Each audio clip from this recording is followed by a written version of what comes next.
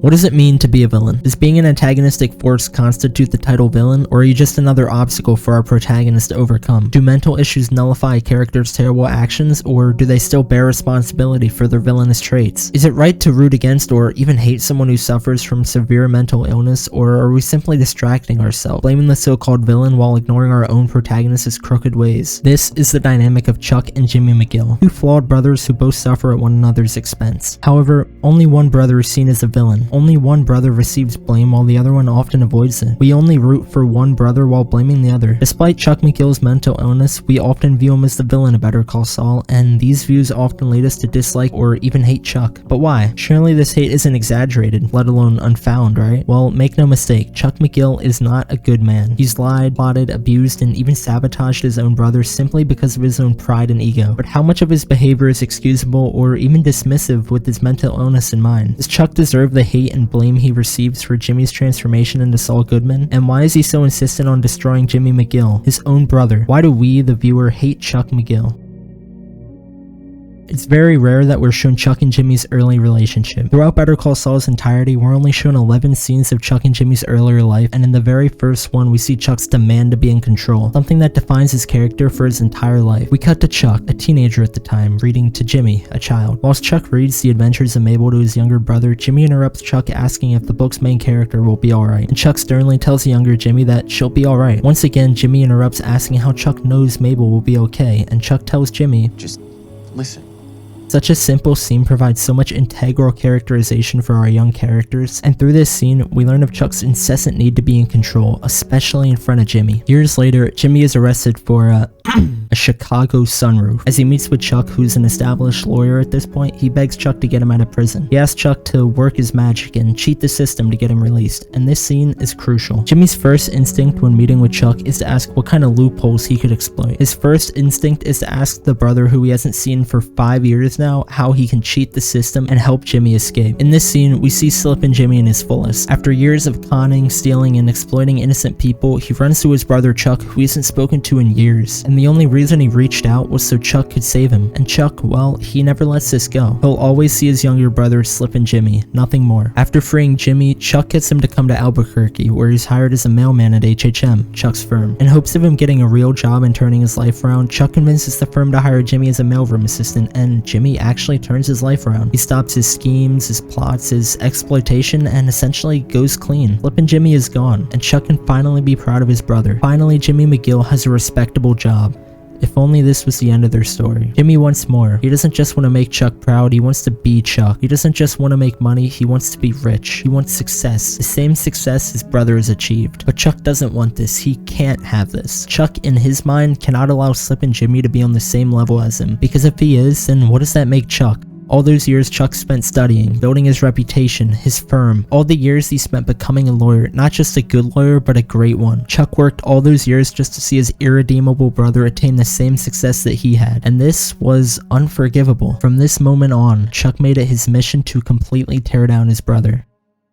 Chuck McGill is success. He's smart, he's respected, and he's attained a level of success that most can only dream of, but he's not the lovable one. Everyone loves Jimmy McGill. Everyone respects Chuck. Everyone laughs with Jimmy. Everyone works with Chuck. Jimmy McGill is relatable. Chuck McGill is admirable. Chuck was always jealous of his brother's ability to entertain others. In season 2, we're shown a flashback where Chuck and his wife Rebecca are preparing dinner for their guest, Jimmy. Chuck prematurely apologizes for Jimmy and describes him as an acquired taste. As Jimmy arrives, the three sit down for dinner, and initially the conversation starts out pretty bad, and as an awkward silence bestows itself upon the dinner table, Jimmy opts to tell lawyer jokes, poking at his brother's profession. As Jimmy tells joke after joke, keeping Rebecca entertained, we see Chuck tugging on his earlobe, signaling to Rebecca that he wants to end dinner early. However, Rebecca takes no notice as she gives her full attention to Jimmy. Rebecca hysterically laughs at joke after joke, and it's clear that she's enjoying herself. Later, as Chuck and Rebecca lay in bed, Chuck tries his own hand at lawyer jokes. What do you call 25 attorneys buried up to their chins in cement?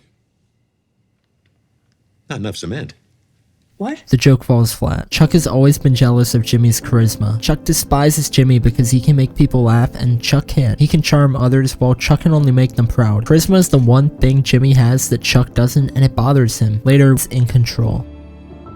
Chuck's pride and ego often dictate his actions. In season 3's final episode, Chuck and Jimmy's mother is close to death. Both brothers have been in the hospital for roughly 3 days without leave. Jimmy leaves to get sandwiches for both of them, and right as Jimmy leaves, Chuck begins to cry. As Chuck is crying, his mother, who at this point is essentially senile, wakes up. Chuck immediately stops crying and rushes to her side, and as he goes to hold her hand, she calls out for Jimmy. Chuck lets her know that it's actually him in the room, but once again his mother calls out for Jimmy. Jimmy returns to find his mother dead and Chuck waiting in the lobby. As he frantically runs around, he asks Chuck whether she said anything, and Chuck responds no. Chuck lies to his brother as he's jealous and ashamed. Jealous that in his mom's dying moment she wished for Jimmy. Ashamed that in her dying moments she wished for Jimmy. Chuck's hatred for his brother grew immensely in this scene, but it's not until Jimmy passes the bar that we see Chuck's hatred for his brother truly flourish. For 5 years, while Jimmy worked in the mailroom, he also went to correspondence school at the show's University of American Samoa. While there, he was able to obtain a law degree and pass the New Mexico State Bar. This officially allowed him to become a lawyer. He surprises his brother with the news, and initially Chuck claims to be proud, something he'd wanted from Chuck his entire life. And even when he asks for a job, Chuck basically guarantees that HHM will hire Jimmy. However, in his conversation with Howard, it's clear that Jimmy wouldn't be hired as a lawyer, and it wasn't Howard who denied him. In fact, Howard actually wanted to hire Jimmy as a lawyer because he really respected his work ethic and his go-getter attitude. But in season 1's finale, it's revealed that Chuck was actually the one who didn't want to hire Jimmy. But why? Well, look back at their flashbacks. Chuck is clearly jealous of Jimmy. He's jealous of his charisma, his likability, his people skills. He's frustrated how he worked his entire life to get where he was, but Jimmy only worked a few years. Chuck found it not only unfair, but outrageous that Jimmy was his peer. The brother who'd schemed, plotted, exploited, cheated, and lied was now his peer. By the end of season 1, it was now Chuck's mission to utterly destroy his brother's legal career.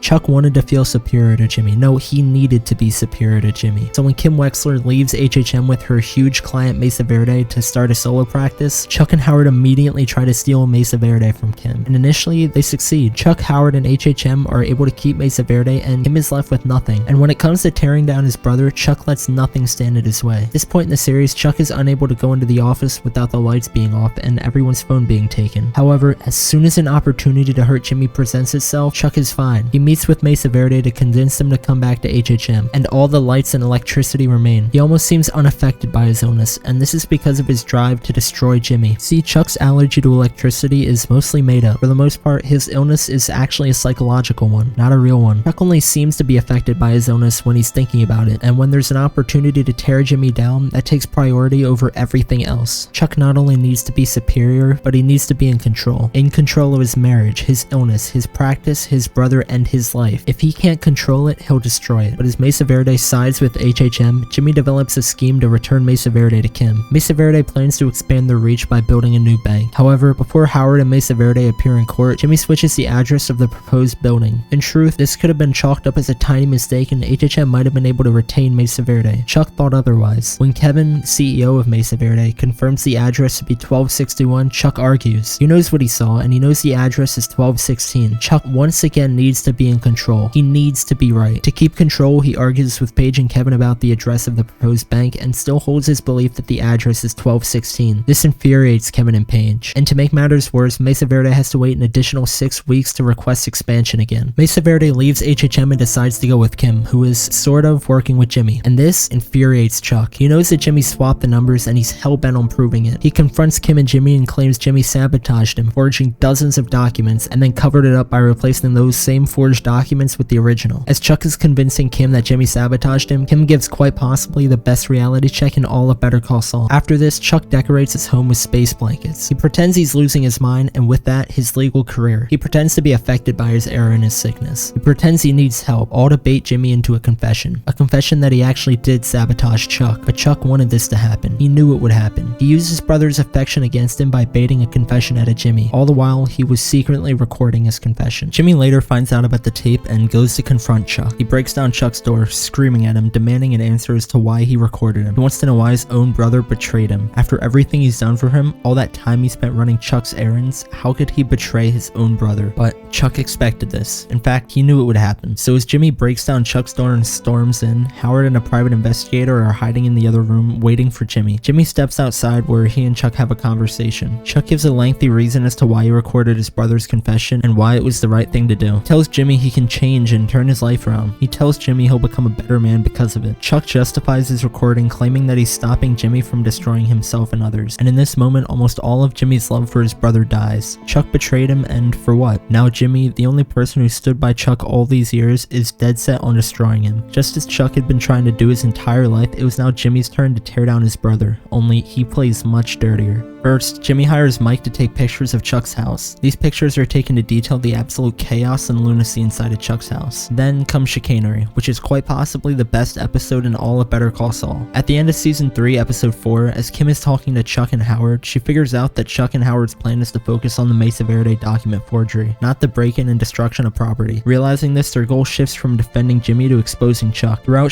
Chuck gives his testimony. He remains impartial and hides his true motives for recording Jimmy, giving a near flawless testimony. But then Jimmy reveals the pictures of Chuck's house, and this utterly destroys Chuck. But Jimmy takes it even further. He wants to tear Chuck down completely. So Jimmy takes away the one thing that Chuck still loves, the law. He pretends to be Chuck and gets its malpractice insurance canceled, and he takes away Chuck's ability to practice. He takes away Chuck's ability to be a lawyer, and Chuck can't take it. Without the law, he has no purpose, and without purpose, he has no will to live. Chuck and Jimmy have one final conversation. Jimmy attempts to fix his broken relationship with his brother, but Chuck is tired of it. He tells Jimmy that all he can do in life is hurt people and tear everyone around him down. He instills the thought that Jimmy will always hurt others and that he should just embrace it. And finally, he tells his brother what he really thinks of him. Chuck's final words to Jimmy are, "You've never mattered all that much to me." And shortly after, Chuck sets himself on fire, ultimately ending his feud with Jimmy.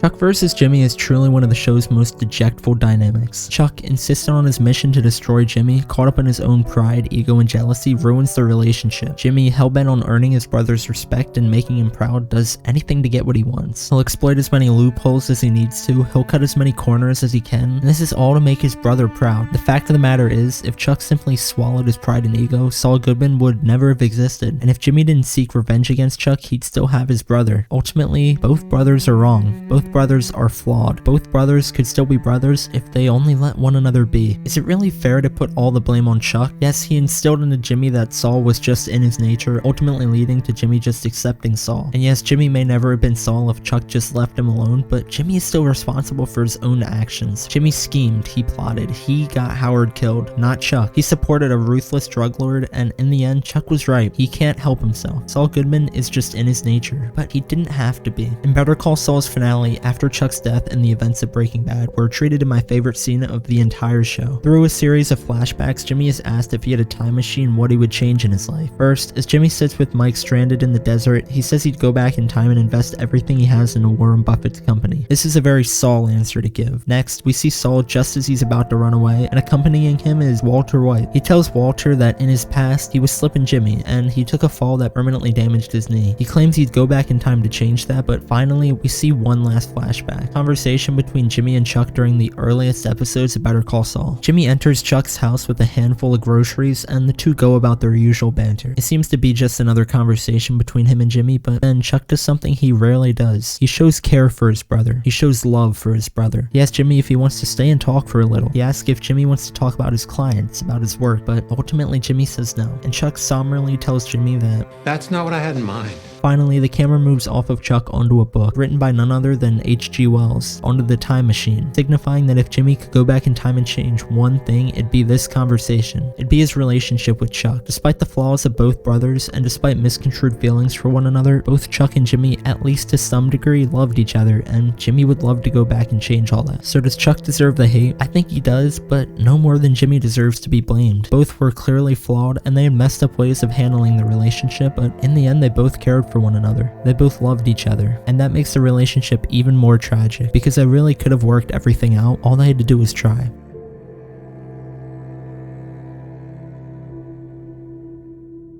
Thank you guys so much for watching. Once again, I absolutely loved making this video and plan on more in the future. Now, according to my statistics, 99.9% of you guys aren't subscribed, so if you enjoyed it, it'd mean the world if you could drop a like and sub down below. As always, thank you guys so much for watching, and I'll see you in the next one. Peace.